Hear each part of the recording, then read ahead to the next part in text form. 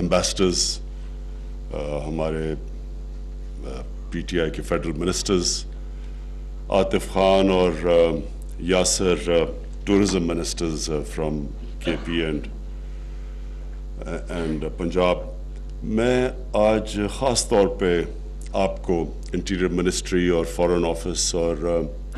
شہریار آپ کو مبارک دیتا ہوں کہ یہ ایک ابھی لوگوں کو اندازہ نہیں ہے کہ یہ ایکچولی ایک بہت بڑا چینج ہے. آج کئی دفعہ جب چینج شروع ہوتا ہے وہ کہتے ہیں نا چائنیز پروورب ہے کہ to take a 1000 mile journey you have to take the first step. تو یہ پہلا قدم ہے پاکستان کو ایک جو ہم نیا پاکستان کہتے ہیں کہ اس کو ملک کو کھولنے کے لیے لوگوں کے لیے. میں ہمیشہ سمجھتا تھا کہ ہم تقریباً پاکستان میں ایک مائنڈ سیٹ تھا کہ کسی طرح مشکل سے مشکل بنا دو کسی کو ویزا دینا کا پاکستان, یعنی وہ نہ ہی آئے تو اچھا ہے. اور یہی مائنڈ سیٹ تھا جس کی وجہ سے جو ہماری 60s میں, کیونکہ یہاں زیادہ تر کم لوگ بیٹھے جنہوں نے 60s میں جو بڑے ہو رہے تھے ہماری طرح جب ہم پڑھ رہے تھے, شاہ جی اور میں, لیکن شاہ جی میرے سے چھوٹے ہیں. ہم ایچ ایس این میں جب پڑھتے تھے 60s میں, پرویز کھٹک میرے سے سینئر تھے, ہیڈ بوائے, فل کالج بلیزر تھے ایچ ایس این کے. 60s کے اندر پاکستان میں ایک بہت بڑا سیلف کانفیڈنس تھا. آپ یقین کریں کہ ایک ملک کے اندر ایک سیلف بلیف تھی کہ ہم سب سے تیزی سے جا رہے ہیں اوپر, اور دنیا بھی ہمیں ایسے دیکھتی تھی. یعنی دنیا پاکستان کو, آپ خود ہی اندازہ لگائیں کہ جب پاکستان کے پریزیڈنٹ گئے امریکہ میں تو امریکن پریزیڈنٹ ایئرپورٹ پہ لینے آیا پاکستان پریزیڈنٹ کو. تو ایک بالکل ایک کانفیڈنس تھا ہمارے اندر اپنے آپ میں. لیکن ہوا کیا کہ 70s کے اندر ایک چینج آئی اور ایک گورنمنٹ آئی جس کا ایک سوشلسٹ گورنمنٹ آئی, اور اس نے جو وہ ریورس کیا وہ پروسیس کیا ریورس کیا کہ دیکھیں ملک میں جب تک دولت نہیں بنتی ملک آگے نہیں بڑھتا. اگر کسی نے ملک میں انویسٹ کرنا ہے تو وہ انویسٹ تب کرے گا جب پیسہ بنے گا. اگر وہ اس کا پیسہ ہی نہیں بنے گا تو وہ کوئی خیرات کے لیے تو کوئی انویسٹ نہیں کرتا. تو ہمارا مائنڈ سیٹ چینج ہو گیا جب 1970s کے اندر کہ ہم نے پیسہ بنانے کو ایک گناہ سمجھا. اور میرے ساتھ بھی ایک ان دنوں کے ایک پولیٹیشین شروع میں تھے, تو مجھے یاد ہے کہ وہ ہر باری اپنی تقریر میں سرمایہ کار اور جاگیردار کو برا کہہ کے شروع کرتے تھے تقریر. تو یہ جو مائنڈ سیٹ ہے, میں یہ کہہ رہا ہوں یہ کیوں بڑا امپورٹنٹ ہے چینج, کہ چینج گراؤنڈ پہ بعد میں آتا ہے, پہلے ذہن میں آتا ہے. تو یہ جو آج کا چینج ہے یہ اس لیے امپورٹنٹ ہے کہ جس طرح ہم نے اپنا مائنڈ سیٹ ہمارا چینج ہوا کہ ہم نے ویلتھ کریشن کو گناہ کر دیا, پیسہ میکنگ پروفٹس کو برا کر دیا. پروفیٹیئرنگ نہیں, کہ یعنی اگر آدمی ایک پیسہ بناتا ہے کسی پروجیکٹ سے تو اس کے خلاف ایک قسم کا حسد ہو گیا کہ یہ جس طرح کوئی غلط کام کر رہا ہے. اور وہ بہت بڑا نقصان اس مائنڈ سیٹ نے پاکستان کو دیا کہ جو ملک سب سے تیزی سے ترقی کر رہا تھا. اور 60s میں پاکستان کی انڈسٹریل پروڈکشن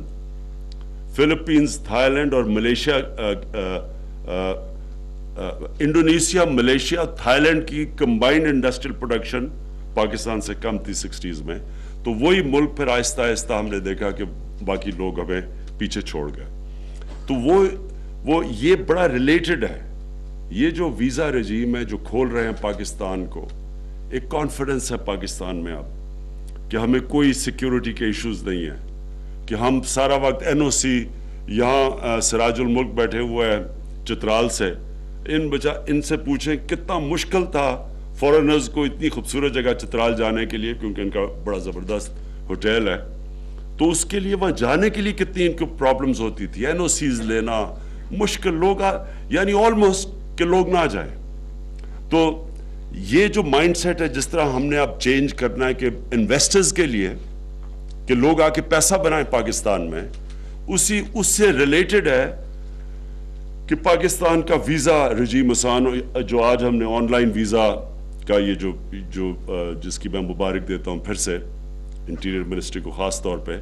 کہ یہ وہی مائنڈ سیٹ ہے اب کہ لوگ آئیں، جب لوگ آئیں گے تو ان کو پتہ چلے گا پاکستان میں کیا پوٹینشل ہے۔ ہم 60s کے اندر ہمارے پاس ہمارا ایک ابھی وہ فوت ہوئے ہیں ہمارے جو ٹیچر ہوتے تھے میجر لینگلنز، وہ ہمیں 60s میں لے کے جاتے تھے ٹریک پہ ناردرن ایریاز میں، تو ہم بڑے خوش قسمت تھے کیونکہ ہم نے وہ علاقے دیکھے، تب تو کاراکرم ہائی وے بھی نہیں تھا، تو ہمیں وہ جو ٹریکس میں ہمیں وہ جو جگہ دیکھی، اور ان دنوں میں ہنزا دیکھا اور دیر اور یہ گلگت، اور ان دنوں میں بڑی مشکل تھا وہ ٹریولنگ، تو تب ہمیں وہ میجر لینگلنڈز لے کے جاتے تھے اسکول کے ٹریک سے۔ تو جب کرکٹ سے مجھے موقع ملا تو میں یہاں لوگوں کو کہتا تھا یہ ناردرن ایریاز میں جاؤ، تو کوئی پاکستانی یہاں لوگ ہمارے ساتھ نہیں جاتے تھے، تو انگلینڈ سے میرے دوست آتے تھے، اور میں آج آپ کو بتاؤں کہ جب بھی کوئی بھی میرا انگلینڈ سے دوست آیا ناردرن ایریاز میں، وہ ہمیشہ میری منتیں کرتے تھے کہ کسی طرح ہم پھر سے واپس لے جاؤ۔ یعنی جو بھی ان ایریاز میں گیا ہے جو ہمارے ناردرن ایریاز، آپ یاد رکھیں کہ پاکستان کے ناردرن ایریاز سوئٹزرلینڈ کا دگنا سائز ہے، اور دگنا سائز ہی نہیں ہے، ساری دنیا کی بڑی بڑی پیکس ہیں۔ ابھی بھی کئی ایریاز ہیں جو کہ جس کو کہتے ہیں نا کہ ایک ابھی فوربس میگزین میں آیا تھا پاکستان کی ناردرن ایریاز کے اوپر، کہ ابھی بھی انڈسکورڈ ایریاز ہیں جن کا لوگوں کو ابھی نہیں پتا۔ تو جب یہ جو اب ہم لوگوں کو موقع دیں گے آنے کا، اور میں یہ چاہوں گا کہ پاکستان میں ہم بڑی سلیکٹیو ٹورزم، یعنی دیکھ کے یہ جو بڑے بڑے پیکج ٹورز ہیں یہ کئی دفعہ بڑا نقصان پہنچاتے ہیں، جس طرح بھوٹان میں، یہ ہم اب اس کے اوپر پوری ہماری ٹورزم کی ٹاسک فورس ہے، جو ہم ایکولوجیکل انوائرمنٹلی فرینڈلی ٹورزم جو ہم شروع کریں گے انشاءاللہ، جو نئی بیسٹ پریکٹسز ہیں، کیونکہ ایک طرح یہ بھی ہے کہ ہم جب نئے علاقے کھولیں گے تو ان کے اندر ہم یہ دیکھیں گے کہ وہ خراب نہ ہو اور انوائرمنٹ بھی پروٹیکٹ ہو، تو وہ ایک بڑی ٹاسک فورس ہے جس میں ہر قسم کے ہم نے پاکستان میں ڈیفرنٹ شعبوں سے لوگ رکھے ہوئے ہیں۔ لیکن اس سے جو بڑی ٹورزم ہے پاکستان میں وہ ہے ریلیجس ٹورزم، اور لوگ ریلائز نہیں کرتے اس کا پوٹینشل کتنا ہے۔ پاکستان میں سینٹرز ہیں 4 ریلیجس ٹورزم کے، یعنی دنیا میں اتنے امپورٹنٹ سائٹس نہیں جو پاکستان میں ہیں۔ بدھزم کی سب سے سیکرڈ سائٹس ہیں، اور جو سارا ایریا جو ٹیکسلا سے شروع ہوتا ہے آگے، یہ بدھزم کا سینٹر تھا، اور یہ ابھی تک دنیا کو ہم نے سیل نہیں کیا۔ جو بھی ایک 40 فٹ کا سلیپنگ بدھا جو ہری پور کے پاس ڈسکور ہوا ہے، یہ دنیا کا سب سے بڑا سلیپنگ بدھا ہے، تو یہ دنیا کو نہیں پتہ ان چیزوں کا۔ اس کے علاوہ سکھزم کا تو ہمیں پتہ ہے، کرتارپور اور پھر ننکانہ صاحب، لیکن ہندوازم کی بہت پرانی سائٹس ہیں، کٹاس راج ہے اور بڑی پرانی سائٹس ہیں، اور اس کے علاوہ صوفیزم، یہ جو سارا اسلام اس خطے میں پھیلا تھا، اس میں بڑے بڑے ہمارے صوفی بزرگ تھے، اور ان کے عرس ہوتے ہیں، اور یہ ساری چیزیں اب ہم مارکیٹ کریں گے۔ اس کے علاوہ جو ہماری بیچ ٹورزم ہے وہ بالکل ان ایکسپلورڈ ہے، اور اس کے اوپر بھی انشاءاللہ بھی ہم شروع کر رہے ہیں کہ لوگ آ کے انویسٹرز انٹرسٹ ہے اس کے اندر، بڑے پوٹینشیل ہے ڈیولپ کرنے کا۔ اور پھر جو اینشنٹ سائٹس ہیں پاکستان کی، جو پشاور ہے، لوگ ریلائز نہیں کرتے کہ دنیا کی اولڈسٹ لیونگ سٹی ہے پشاور، جو اس کا سینٹر ہے پشاور کا، وہ 2500 سال پرانا ہے، اور وہ اس کے اوپر ابھی ایک جرمنز کے ساتھ ہی، ان کی جرمن ایمبیسڈر پتہ نہیں ہے یا نہیں، ان کے ساتھ ایک ایریا ڈیولپ کیا ہے جس کے لیے ٹورزم کے لیے کھول رہے ہیں۔ اور پھر موہنجو دارو ہے، پھر لاہور ہے، یہ پرانے ملتان پرانے شہر ہیں، تو یہ ہم اب اس کو پوری طرح ان ساری ٹورسٹ ان کو میپ پہ لے کے آئیں گے، پوری ان کی ویب سائٹ بنے گی تاکہ لوگ دنیا سے باہر سے बुक कर सकते हैं जगह, और इनोवेटिव तरीके ढूंढ रहे हैं, लोगों को भी मौके दे रहे हैं कि लोग उनको लोन्स देंगे कि लोग नॉर्दर्न एरियाज़ में अगर हमारे पास रहने के लिए नहीं जगह तो उनके लिए एक्स्ट्रा रूम के लिए उनको सस्ते कर्जे देंगे ताकि वो अपने घर के साथ एक एक्स्ट्रा रूम बनाए ताकि टूरिस्ट ठहर सके। ये मैं इसलिए कह रहा हूँ कि जब हमारा फाइनेंशियल क्राइसिस आया तो सबको पता होना चाहिए कि हमारा जो सबसे बड़ा करंट अकाउंट डेफिसिट था 19 अरब डॉलर जब हमारी गवर्नमेंट आई है। तो आप ये समझें, अब ये जरा मैं आपको प्रोस्पेक्टिव देना चाहता हूँ कि 19 अरब डॉलर पाकिस्तान का टोटल डेफिसिट था और जिसके लिए हमें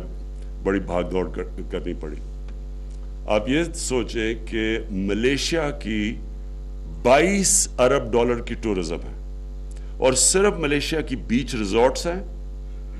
बीच रिजॉर्ट्स की टूरिज्म असल उनको पैसा लेके आती है, जो पाकिस्तान में तकरीबन 800 किलोमीटर की बीच है, कोस्ट लाइन है। तुर्की की 40 अरब डॉलर की टूरिज्म है और उनकी हिस्टोरिकल टूरिज्म भी है और उनकी मेडिटेरेनियन के साथ साथ बीच टूरिज्म भी है। तो पाकिस्तान के पास 4 मुख्तलिफ चीज़ें ऑफर करने के लिए, और जो स्कीइंग है पाकिस्तान में, लोगों को आइडिया नहीं है कि दुनिया में ऐसी स्कीइंग नहीं है जो पाकिस्तान में जिस तरह की स्कीइंग स्लोप्स है। और उसकी वजह यह है कि पाकिस्तान का जो ग्रेडियंट है सबसे K2 से लेकर समुद्र तक वो सबसे स्टीप है। उसका मतलब सारे रास्ते में मुख्तलिफ मौसम भी हैं और हमारे स्कीइंग के लिए भी बड़ी रिजॉर्ट्स हैं। तो ये जो आज हम कोशिश कर रहे हैं, ये जो हमने किया है, ये बिगिनिंग है। इसके बाद हमारे पूरी इसके साथ रिलेटेड पूरी स्ट्रैटेजी बन रही है कि हमने टूरिज़्म को कैसे प्रमोट करना है पाकिस्तान में। बाहर से हमारी जो मिशंस हैं बाहर, अब तक उनका बड़ा लिमिटेड रोल रहा है। अब हम उनको इंसिस्ट करेंगे, शाह जी और तहमीना इसके ऊपर पूरा काम कर रहे हैं कि वहाँ के जो हमारी जो बाहर की एम्बेसीज़ हैं उनको हम बाकायदा रोल देंगे इन्वेस्टमेंट के लिए भी और टूरिज़्म प्रमोशन के लिए, और उसके सबसे ज़्यादा जो हमारे ओवरसीज़ हमारे जो वर्कर्स हैं उनको सर्विस करने के लिए। तो मैं फिर से मुबारक देता हूँ इंटीरियर मिनिस्ट्री को, फॉरेन मिनिस्ट्री को, और मैं ये समझता हूँ कि ये पाकिस्तान में एक बहुत बड़ा स्टेप लिया गया है। और ये अच्छा, ये लोग इसके ऊपर ये जो दहशतगर्दी है इसका एक बहुत बड़ा, ठीक है पाकिस्तान एक बड़ा मुश्किल वक्त से गुजरा है, लेकिन जो आज पाकिस्तान के हालात हैं, जो हम अपनी सिक्योरिटी फोर्सेस को भी पूरा क्रेडिट देते हैं, इंटेलिजेंस एजेंसीज को ख़ास तौर पे, जिस तरह इन्होंने इसका मुकाबला किया है। लेकिन आज माशाल्लाह पाकिस्तान एक सिक्योर मुल्क है। मैं उम्मीद ये रख रहा हूँ, और उम्मीद नहीं रख रहा, हमने अगला जो PSL है पाकिस्तान, सारा वो पाकिस्तान में होगा बजाय कि वो दुबई में हो।